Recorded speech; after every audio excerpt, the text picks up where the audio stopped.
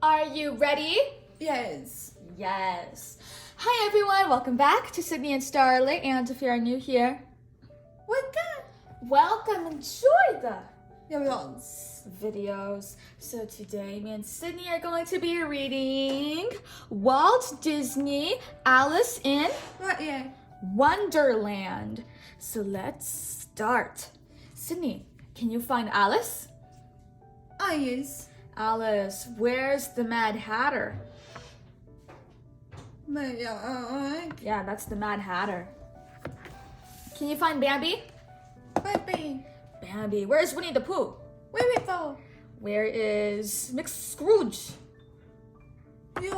Scrooge. One more. Where's Peter Pan? Peter Pan. There's Alice. All right, here we go. It was a very hot summer day. Not a cloud was to be seen up in the sky, and bees were buzzing everywhere. I'm so hot, Alice said, lifting up her long hair. We can rest for a while if you want, her sister offered, and they sheltered from the sun under the shade of a big... What does this say? Tree. This is a huge tree. Alice climbed up to the biggest branch and trunk. She took a book out, and Alice wondered what to do while her sister was reading. Would the pleasure of making a daisy chain be worth the trouble of getting up and picking up the daisies? Can you say daisies? Daisies. Suddenly, a white rabbit with pink eyes ran by quite close to her. She'd never seen anything quite like it. The rabbit actually wore a waistcoat and a red jacket. Can you say jacket? Yes. Jacket. Oh dear, I shall be too late, the rabbit said to himself. Wait for me, Alice called as she jumped down from the branch. I'm terribly late, the rabbit said, and he didn't even stop to look at Alice. He carried a very big watch that he took out of his waistcoat pocket. Alice ran across the field after the rabbit. Where are you going? She shouted, but the rabbit didn't answer. Alice followed him anyway, but suddenly the rabbit vanished. Fortunately, Alice was just in time to see him hop down a large rabbit hole under the hedge. A moment later, Alice had jumped down into the hole. She never thought about how she would get out again. Her dress puffed up like a balloon, and she fell. Either the well was very deep or she was falling very slowly. She had lots of time to see what was around her and to wonder what was going to happen next. After a long time, she finally reached the bottom. Alice looked up overhead, but everything was very dark. In front of her was a large tunnel. The white rabbit was still in sight, hurrying along. Alice started running at once to catch the rabbit. She wanted to ask him so many questions. Before turning the corner, the rabbit looked back to check if she was still following. Then Alice turned to the corner and found herself in a big hall lit by lamps, but with no windows and no sign of the white rabbit. Can you say rabbit? Rabbit. Rabbit. Let's see.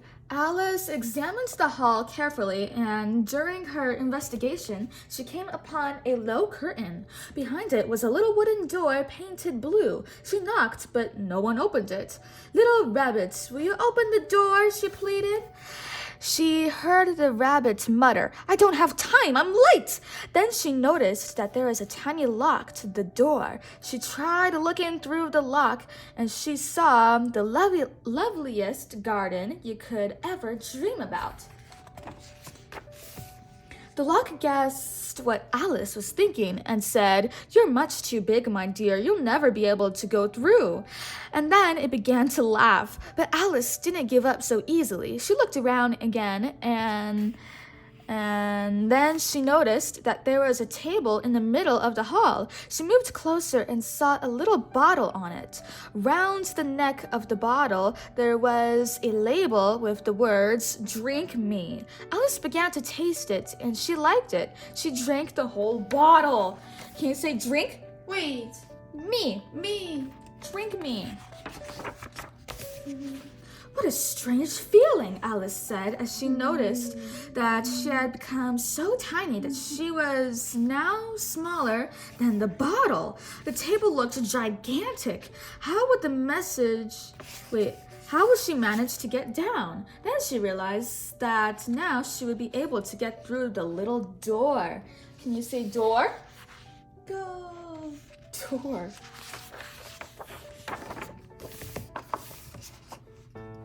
Alice got down off the table, which took a long time because she was so small. But when she got to the door, she discovered she had forgotten to take the key to the lock.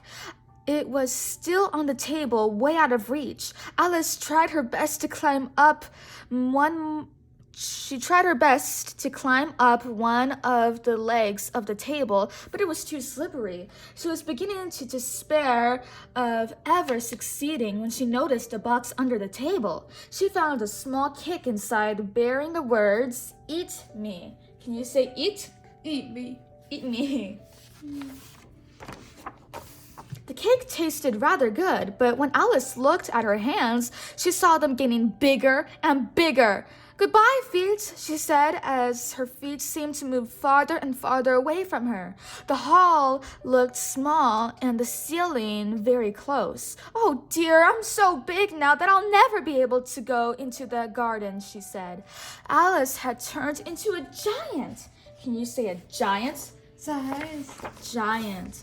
When she realized that she was trapped in the room and would probably never be able to get out again, Alice burst into tears. She cried and cried. Since she was now a giant, she cried giant tears. "If you keep crying, we'll all drown," the lock said. "You would be better off thinking a little," it added. Alice listened to the good advice, and looking around, she found that there were a few drops left in the bottle. She drank them, hoping that she would return to her natural size. Very soon, she had not only begun to shrink, but she was so small that the tears she had shed appeared like a saltwater ocean. "I wish I hadn't cried so much," said Alice as she began swimming toward the little door. She was so small now that she was like a tiny insect on the surface of the water. Fortunately, she had learned to swim and she managed to reach the door. When Alice got to the other side of the door, she could see land. A big party of animals was standing there. She swam over to the bank and asked them if they had seen a white rabbit go by. Two fat little men came forward, saying, "There isn't any white rabbit here, but we are Tweedledee and Tweedledum, at your service." "Who are these two?" wondered Alice. "Probably twins. They look cheerful enough, but don't seem to want to listen to what I have to say." Can you say Tweedledee? Wiki. Can you say Tweedledum? Ega. Tweedledee and Tweedledum. Together they are the Tweedles. All they cared about was talking and bragging. "Shall we tell her a story or a poem?" Tweedledee asked. "Let's have a poem. I'm sure she'll be delighted to hear our poem," Tweedledum decided. Alice was rather bored, but she didn't know how to get away from them. "The Walrus and the Carpenter, a poem written by Tweedledee and Tweedledum and by Tweedledum and Tweedledee," announced the twins speaking together. "I don't think I'll understand much if you talk at the same time," Alice said. "How do you expect us to tell a story if you interrupt all the time?" Tweedledee and Tweedledum asked. "Besides, we both made it up, so we absolutely must say it together." One had a low voice and the other had a very shrill voice, so there was soon a horrible noise. Can you say horrible? Apple. Noise. Nose. noise. Can you say low? Yeah. A low voice, and then a very shrill voice.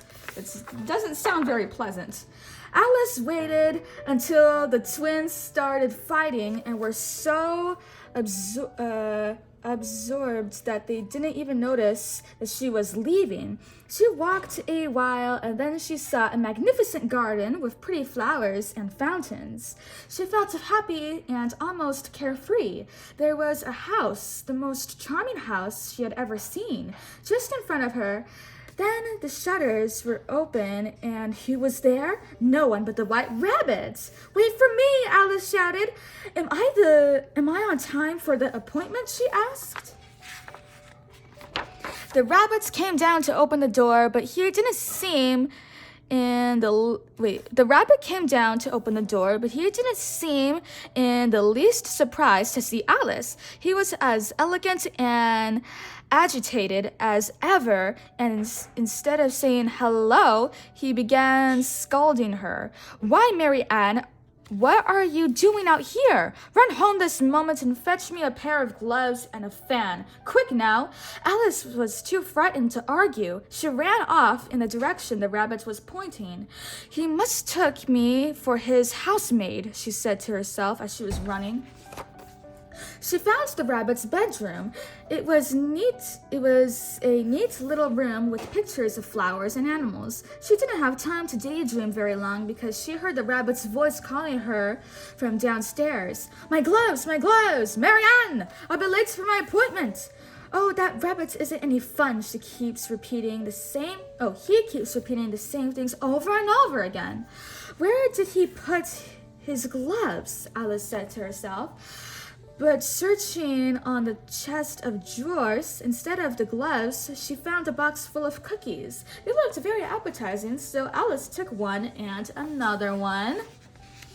She had hardly finished eating the second cookie when she felt her head pressing against the ceiling. She had grown so big that she couldn't fit in the house anymore. She had to put one arm out of the window and her feet out of the doors. The rabbit started yelling, "A monster! There is a monster in my house! Help!" Can you say help? Oh, help!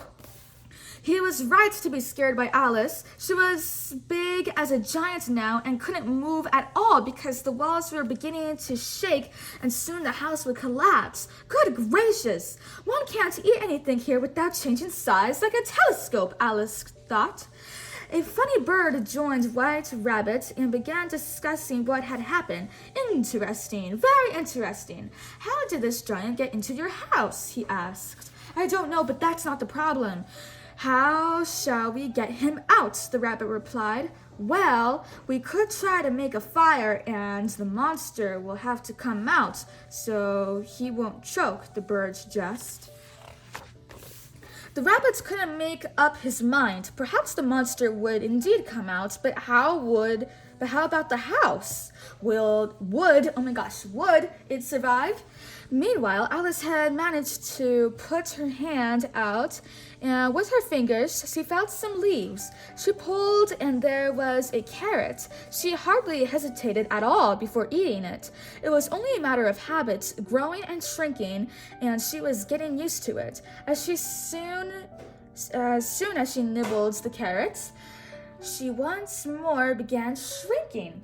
Can you say shrinking? Why, yes. Shrinking. As soon as she was small enough to get through the door, she ran out of the house. She saw the strange bird whose name was Dodo. He was very pleased with his plan. You see, wasn't I right? All you had to do to get rid of that monster was to ask my advice. Don't hesitate next time you run into a problem. I'll be glad to help you. The rabbit, being relieved of his worry about the house, remembered his appointment, saying, I'm positive I'll be late. Then he was running again. Alice started doing the same. It felt so good to be free again. Then an idea crossed her mind. The rabbit left without taking his gloves, and when he notices, he'll probably be mad at Mary Ann. Since he thinks I am Mary Ann, she'll be mad at me. Alice decided that perhaps she should look for him and try to explain that she wasn't able to find the gloves that she wasn't able to find the gloves and that she wasn't a monster. She was so tiny now that the grass seemed like a gigantic forest. She headed in the direction where the rabbit had disappeared.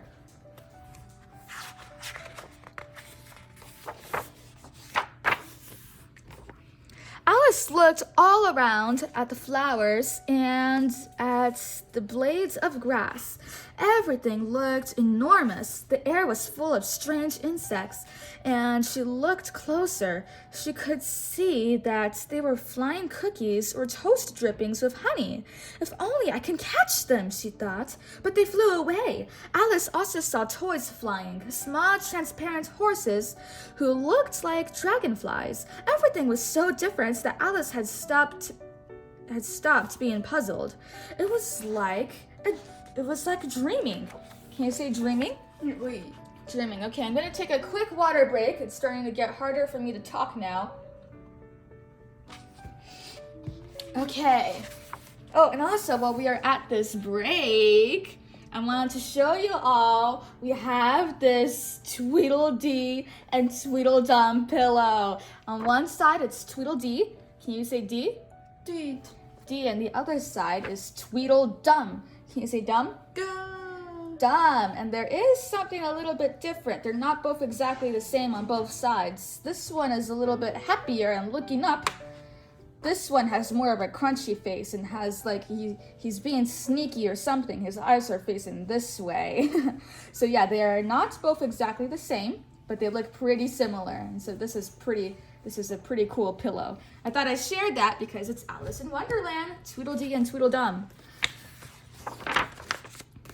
As she walked along, she bumped into a big mushroom. She stood on tiptoe and peeped over the edge of the mushroom. Her eyes immediately met with those of a large caterpillar sitting on top of the mushroom with his arms folded, quietly smoking a long hookah. The caterpillar looked at Alice for a while. Then it took the hookah out of his mouth and addressed her in a slow and sleepy voice. "What are you doing here?" Alice shyly replied, "I am looking for a white rabbit with pink eyes." The caterpillar began to laugh. "You're not going to catch him with your short legs," he said. "Rabbits run very fast." "I know," Alice said. "I don't run very fast because I am so tiny now, but I used to be a lot taller. Perhaps we can make you grow again. One side of this mushroom will make you grow taller, and the other side will make you grow shorter." Saying this, the caterpillar disappeared. Alice looked thoughtfully at the mushroom for quite a while, trying to decide which side was which. It was a very difficult question. However, at last, she made up her mind and bit off a piece of the mushroom. And now what will happen, she thought. She had an answer to her question very soon. She grew so quickly that her head pushed through the top of the trees, and she was looking out over the top of the forest, frightening the birds. She became a giant again. She could hardly see her feet. "Where have my shoulders disappeared to? And my hands? I can't even see them," Alice said. She was moving them about as she spoke, but nothing seemed to happen, except a little shaking among the leaves. "Even if I do find White Rabbit, he won't recognize me now," she realized. A bird had confused her head with the top of a tree, and he came to lay his eggs there. "Be off! This isn't a place for your nest," Alice told him. The bird was rather puzzled by this talking tree. Alice was beginning to find it exhausting to change size all the time. She had enough of being either a giant or the size of an ant. "How puzzling all these changes are. I wish I could go back to my real size," she said. But I can. All I've got to do is eat a very little more of the mushroom. So she nibbled at the bit of the mushroom she had kept and brought herself down to 9 inches high. She kept a piece just in case she would need it later. Who knows? Things are so very odd in this country, she thought. She was standing, noticing with pleasure that she was back to the size of an ordinary little girl. When she heard a voice behind her, she turned around in amazement and saw a big cat sitting on the bough of a tree. I don't know how to say that. Of a tree, just a few yards off. "Hello, who are you?" she asked. "I am Cheshire Cat," he grinned. It looked like a good natured cat, but he had a lot of teeth, so Alice thought it was better to treat it with respect. "Would you please tell me the way? Which way ought to go from here?" she asked again. "That depends on where you want to get to," said the Cheshire Cat. "I'm looking for a white rabbit," she replied. What do you want to find that rabbit for?" "I'll take you to my friend, the March Hare," said the Cheshire Cat. Alice followed him because she thought that a hare and a rabbit were almost cousins, so that perhaps she would find the rabbit too. "You'll also meet a Mad Hatter. He lives with the March Hare. We'll have tea together," the Cheshire Cat explained. When they arrived, there was a big table set on the grass in front of the house. The March Hare and the Hatter were having tea at the house. There were several teacups and a large teapot full of hot tea. The March Hare was serving. The Hare and the Hatter greeted her, asking, "Is this your birthday?" Alice was forced to say it wasn't, although she thought that they would be greatly disappointed. "Never mind, we're just about to celebrate your non-birthday." "My what?" Alice asked. "Your non-birthday. You only have one birthday. All the others are non-birthdays, so that gives us a lot more opportunities to have fun and celebrate," the Hatter explained. "Well, I guess it's my non-birthday." And Sydney's non-birthday. Oh my gosh, what was I gonna say? Never mind. Alice decided that she might as well enjoy this unexpected party. The March Hare rushed to serve her some tea, but he bumped into the Hatter, who spilled his tea on his coat and on his bow tie. "The tea is very strong. It will calm you down," he said. Alice was quite positive it was the opposite, but she didn't even venture to try to convince him. "Let's have a song to celebrate this young lady's non-birthday," announced the Hatter. "Twinkle, twinkle, little bat, how I wonder what you're at. Up above the worlds you fly, like a tea tray in the sky. Twinkle, twinkle." When he had finished his song, he took his hat off and uncovered a big birthday cake with a candle. Boom! Suddenly the cake exploded and Alice was covered with chocolate cream. The Hatter and the March Hare found this extremely amusing and burst into laughter. Alice, who by that time had enough of these two, left at once. Unfortunately, it was not easy to know where to go. There were signs everywhere saying, "This way, no, that way, up here, over there." She was very confused. In fact, Alice was lost once more and could see no trace of the white rabbit. She had seen so many strange things all day long that when a broom dog got close to her, she was hardly surprised. The dog was sweeping everything in its way, and after he had gone by, there was nothing left behind, not even a path. That's why Alice couldn't find her way. She heard someone laugh right next to her, and when she looked up, she saw the Cheshire Cat in a tree. "Are you lost again?" he asked. "Is that your favorite occupation?" You're the one who got me lost," she protested. "You took me to a Mad Hatter instead of showing me where the rabbit had gone." Alice was very cross. "You're not very pleasant, but I am a good-natured cat, and I'll help you anyway," the Cheshire Cat replied. "Follow me."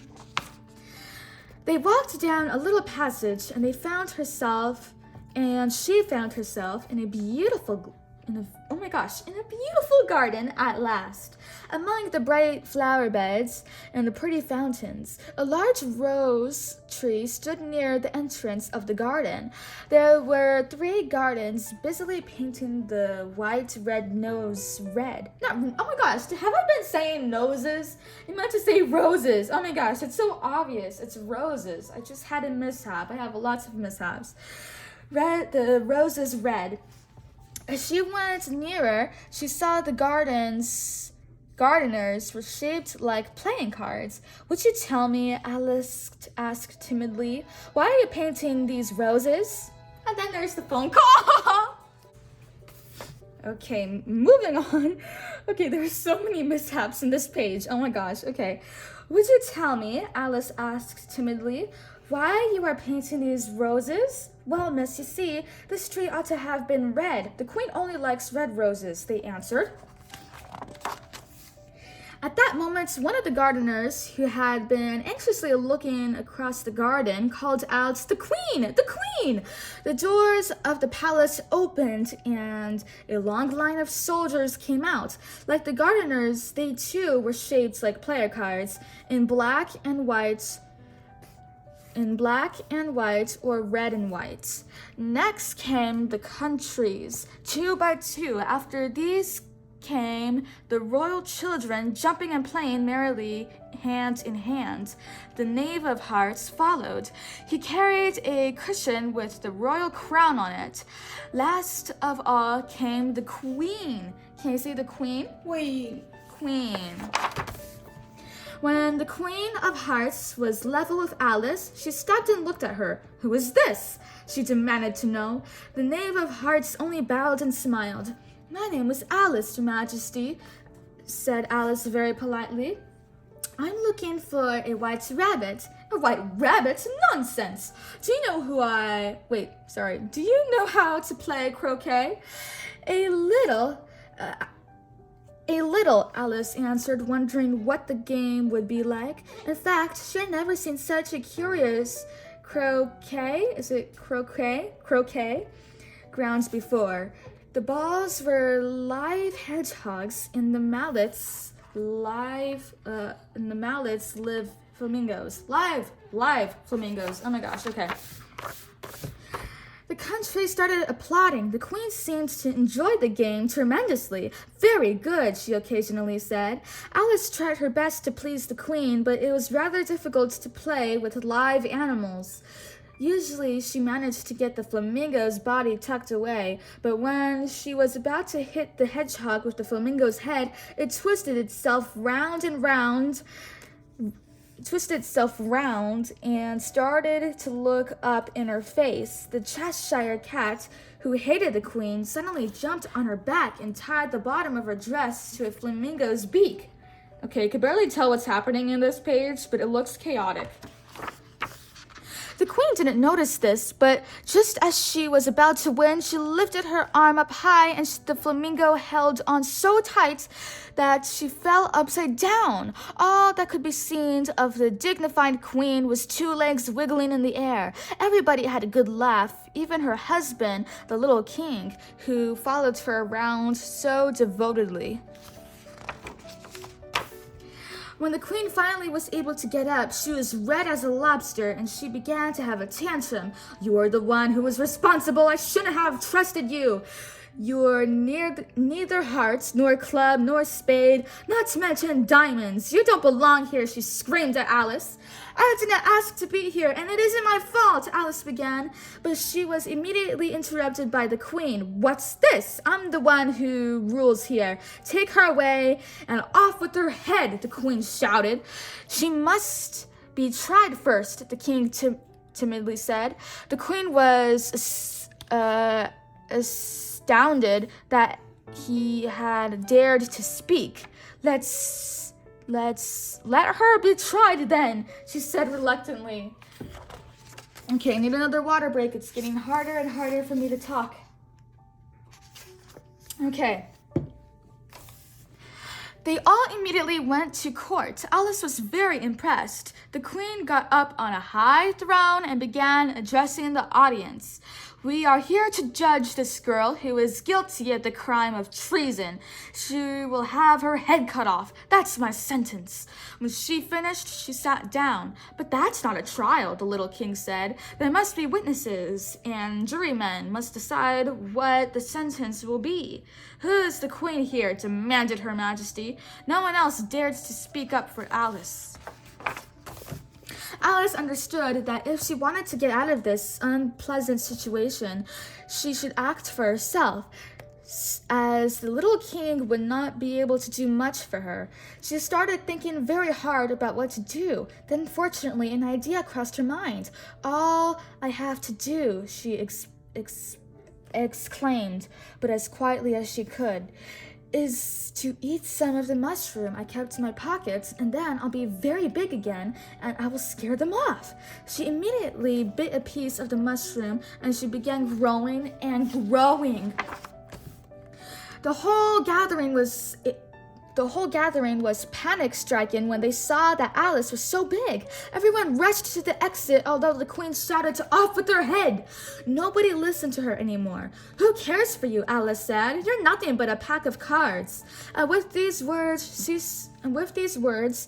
she saw the pack rise up into the air and then fall down again.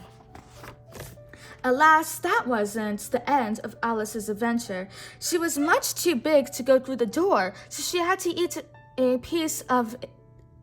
She had to eat a piece of the mushroom to get back to the small size. It was indeed perfect to go through the door, but her enemies, seeing her back to a miniature size, started running after her. The queen was screaming at the top of her voice, "Get hold of her! I want her head to be cut off!" Luckily, the king managed to help Alice by showing her a back door, and she finally escaped. She thought she was safe at last, but in fact, she was trapped in a maze. She could hear the pounding feet of the soldiers searching for her. How will I find the exit, she wondered. Alice felt like giving up everything and going to sleep. She closed her eyes.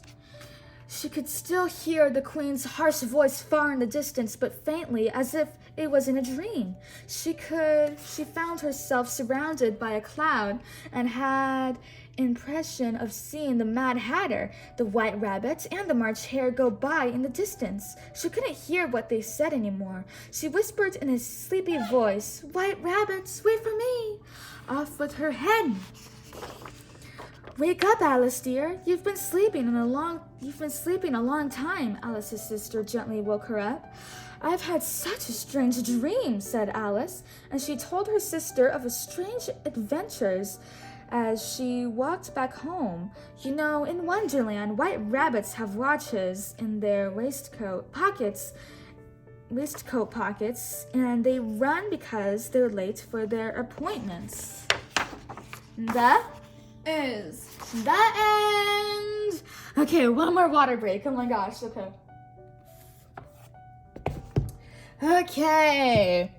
Oh my gosh, I'm out of breath, and then it's hard for me to talk after a long time of reading. This video is actually pretty long. It's 33 minutes long. It's probably gonna end up being 35 minutes long. Okay, I better end the video here. So that is it for today, everyone. We really hope you all enjoyed it, and we'll see you all next time. Bye-bye. Bye-bye. Pick out your favorite page.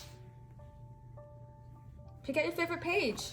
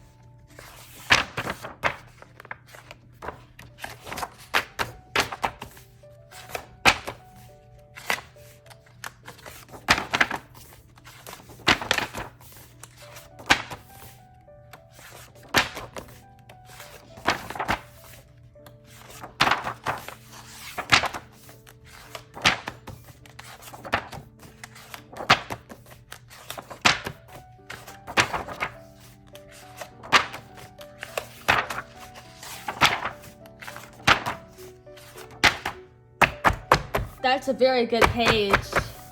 Who's your favorite character? Yes. Alice.